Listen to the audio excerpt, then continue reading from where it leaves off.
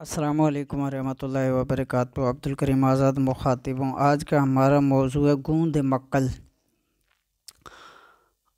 اس کے مختلف نام سندھی میں گگر، عربی میں مکل ادرک اور ہندی میں یوگراج گگل کے ناموں سے جانا جاتا ہے۔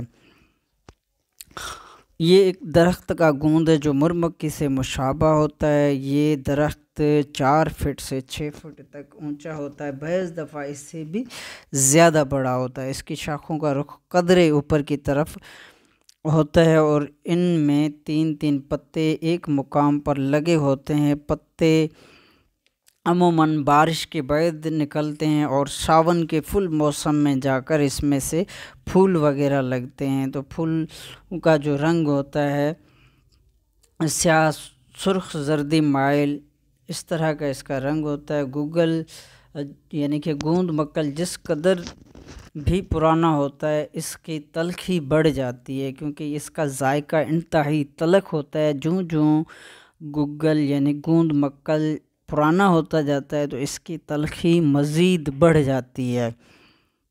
مزاج اس کا گرم درجہ 3، خشک درجہ 2۔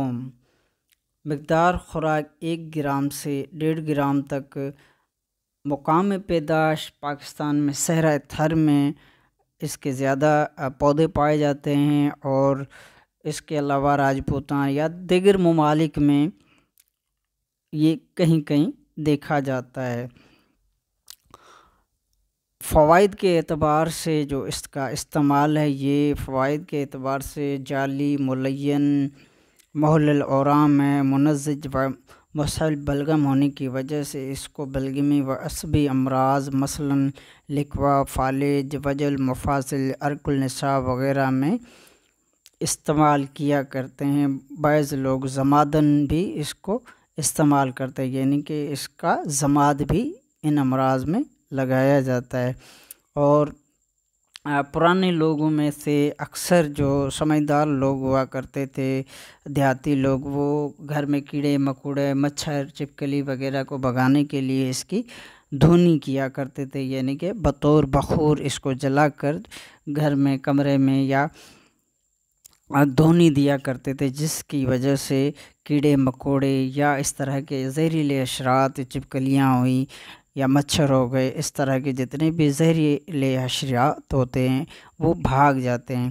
اس کے علاوہ بطور خوراکی بواسیر بادی و خونی ری بواسیر میں بکثرت مشتمل ہے، انتہائی لاجواب فائدے کا حامل ہے یہ گوند۔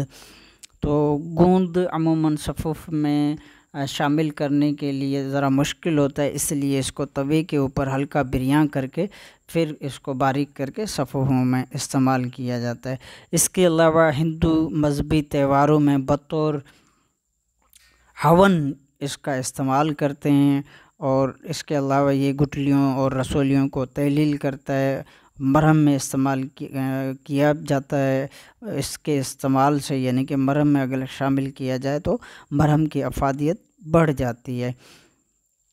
اس کے علاوہ اس کی مشہور جو اس کے مرکب ہے، یعنی کہ معجون یوگراج اس کا مشہور مرکب ہے، جو کہ اسی کے گوند سے بنایا جاتا ہے، یعنی کہ گگل سے تیار کی جاتی ہے، اسی لیے اس کو معجون یوگراج کہتے ہیں۔ آپ کی دعاؤں کا طالب عبدالکریم آزاد۔